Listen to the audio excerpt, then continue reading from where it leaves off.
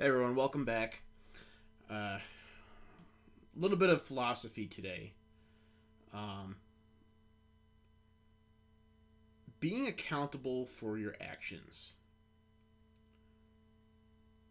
As an instructor and as an educator, this is something that I see a complete and total failure of at every level.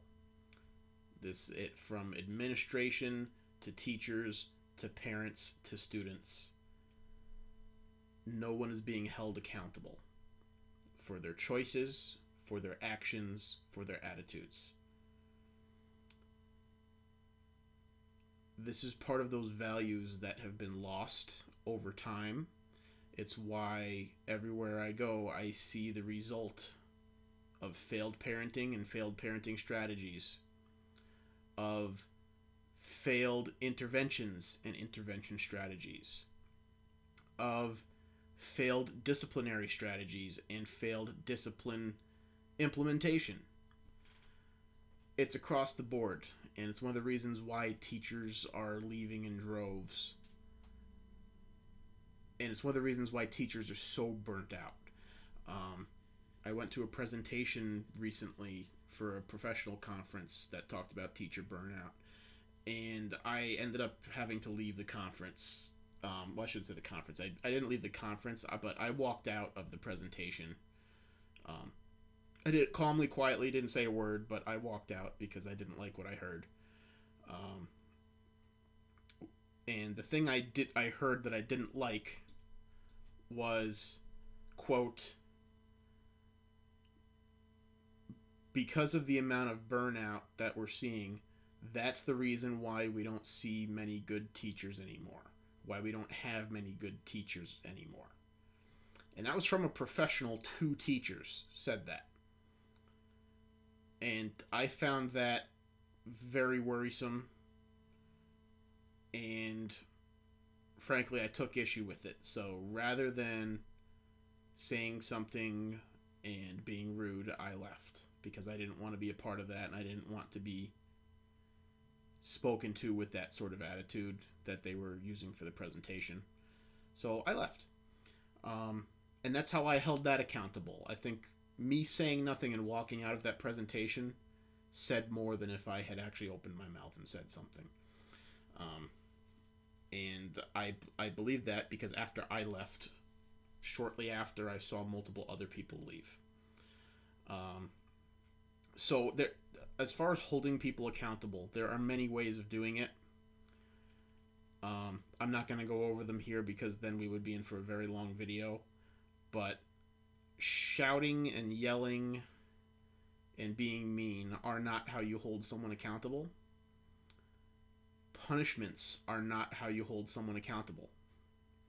Okay, that's a common mistake that I see a lot of people make. Is they get angry, they yell, or they assign punishments for actions. While punishments do go hand in hand with accountability, they do not constitute accountability. Holding someone accountable is basically calling them out on what they're doing or not doing and making them realize what the result is. And this is something you can do passively. I do it all the time in my class because I don't like to yell, even though sometimes I do have to raise my voice. Um, Children learn from observation and experience. So when they see an adult losing their temper or losing their cool in a certain situation, especially if you're a teacher or an administrator, that teaches them that it's okay to act like that when you're not getting your way. And that's a big part of why I'm not seeing a lot of accountability amongst students. Because they think that throwing tantrums and many,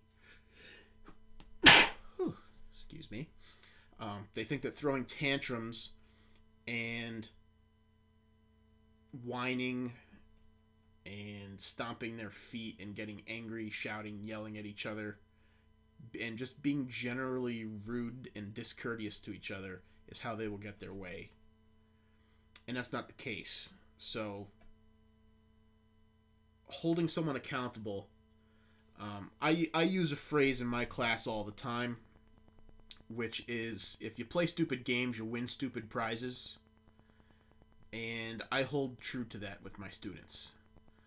Um, it's the same thing as, I think one of the modern things people are saying instead is F around and find out. It's kind of the same thing, right? If you play stupid games, you win stupid prizes. There's no getting around it. Okay? Examples: you don't do your homework, you don't get credit for the assignment. There are no makeups. And then when a student says something to you, sorry, I gave you these, the due date. I did what I needed to. I offered you extra help. I offered you after school. I offered you this. I offered you that. You didn't take advantage of it. Sorry, too late. That is accountability. Okay? It might rub some people the wrong way, but sometimes the only way to succeed is to learn to fail.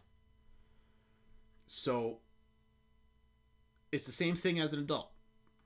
You don't pay your bills,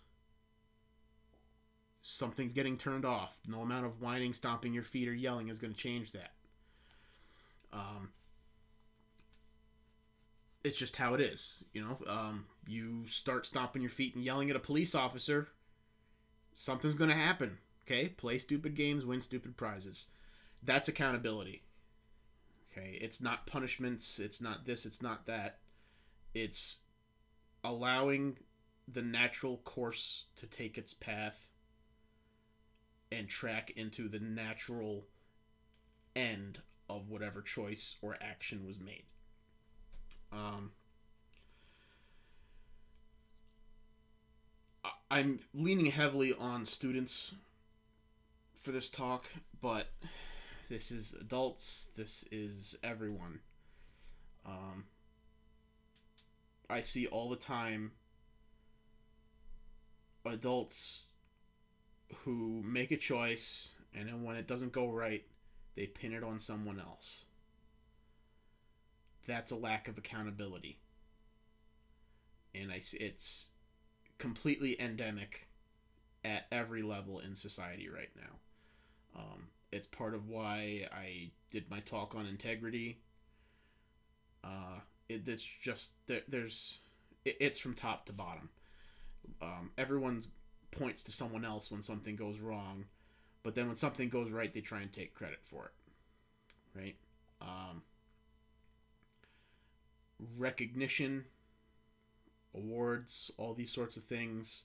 Everyone's ready to take those, but no one is ready to own up to their own actions and their own choices. And that's what everyone needs to be doing. So, thanks for tuning in. Stay accountable. Keep others accountable.